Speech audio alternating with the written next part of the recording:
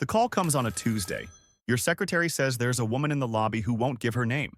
She's been waiting 3 hours. She won't leave. She won't explain. She just sits there, patient as stone, watching the door to your office. You're a criminal defense attorney in a border town. Strip mall office between a nail salon and a tax preparer. Flickering fluorescent lights. A coffee machine that's been broken since March. Clients who pay late or not at all. DUIs, possession charges, the occasional domestic dispute. Nothing glamorous, nothing dangerous. You take the meeting because your afternoon is empty and your rent is due, and something about this woman's patience bothers you. The woman is maybe 60. Expensive clothes, cheap jewelry, a deliberate contradiction. She sits across from your desk and places a photograph between you. A young man in a graduation gown. My nephew. He's in federal custody. I need you to represent him. You look at the photo.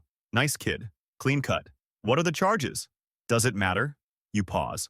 That's not a normal answer. She slides an envelope across the desk. You open it. Cash. More cash than you've seen in one place. You don't count it, but you estimate $50,000. That's for taking the meeting, she says. The real payment comes later. You should return the envelope. You should ask her to leave. You should do a lot of things. You keep the money. The nephew's name is Rodrigo. The charges are conspiracy to distribute, money laundering, and 3 counts of murder. Federal case, maximum security detention. When you visit him, he's polite and quiet and clearly terrified. They want me to testify, he says, against my uncle. Who's your uncle? He looks at you like you just asked what color the sky is. That's when you understand. The nephew is bait. You're not being hired to defend a scared kid in a graduation photo. You're being tested. They want to see if you can keep your mouth shut, if you can follow instructions, if you can be trusted with something bigger. You pass the test. Rodrigo takes a plea. 12 years. He never mentions his uncle's name. You never ask again. 2 months later, another call, another client, then another. The cases get more complex. The payments get larger. You stop taking other work. You don't need to. You never meet the man at the top. That's the point.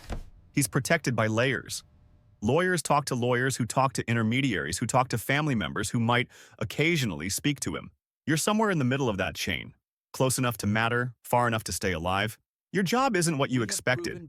You thought you'd be arguing cases, fighting extraditions, challenging evidence. Sometimes you do, but mostly you manage. You coordinate between legal teams in 4 countries. You review documents that arrive without return addresses. You advise on corporate structures for companies that exist only on paper. You learn the real skill isn't law. It's patience. Filing motions that delay trials for years. Requesting documents that take months to produce. Challenging every procedure until prosecutors lose interest or funding, or both. You question the chain of custody on every piece of evidence. You demand certified translations of translations. You subpoena records from agencies that take 6 months to respond. You request changes of venue based on pretrial publicity. You challenge the qualifications of expert witnesses. You file appeals before verdicts are even reached. The system has a weakness. It assumes good faith. It assumes everyone wants resolution.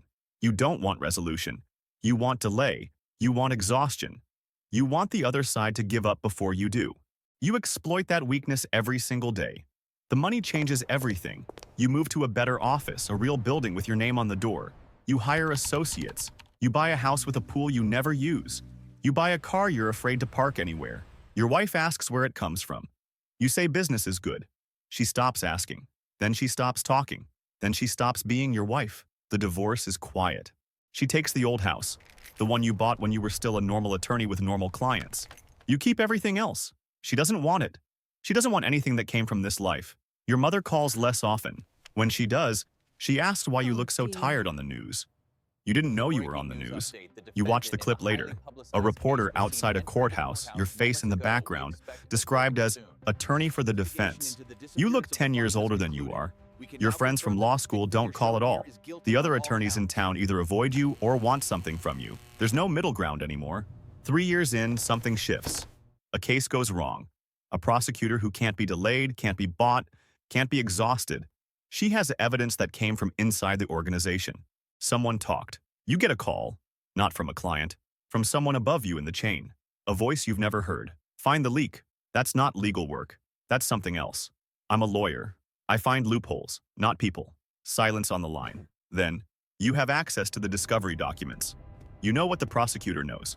Figure out who gave it to her. You hang up. You stare at the wall. You understand what's being asked. You understand what happens to the person you identify. You do it anyway. You spend 2 weeks comparing testimony with access logs, matching dates with meetings, cross-referencing names with payment records. The leak is a mid-level accountant who thought he could trade information for immunity. You pass the name up the chain. You don't ask what happens next. You read about it in the newspaper 3 weeks later. Car accident. Single vehicle. No witnesses.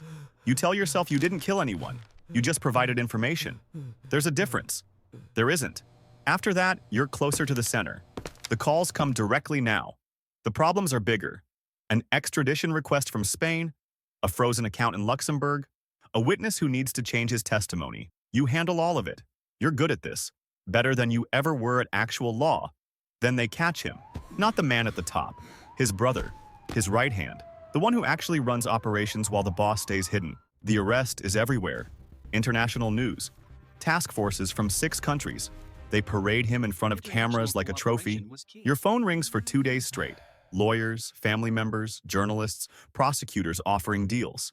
You ignore most of them. You take the calls that matter. The message from above is clear. Delay everything. The brother knows too much. Every day he spends in custody is a risk. Every conversation he has is a potential leak. You file 18 motions in the first week. You challenge jurisdiction. You challenge evidence collection. You challenge the translation of documents from Spanish to English to Spanish again. You demand medical examinations, psychological evaluations, dietary accommodations. You turn the case into a bureaucratic nightmare. Months pass. Then years. The brother sits in a cell, but he doesn't talk. The trials get postponed. The evidence gets older. Witnesses forget details. Prosecutors get promoted to other positions.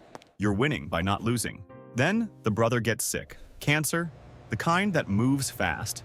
He's dying in a prison hospital, and suddenly the whole strategy changes. The call comes at midnight. The voice is different this time. Older. Tired. You've done good work. My brother speaks highly of you. You realize who you're talking to. He's not going to survive the trial, the voice continues. I need you to make sure his affairs are in order, the legal ones and the other ones. You become more than a lawyer. You become a translator between 2 worlds.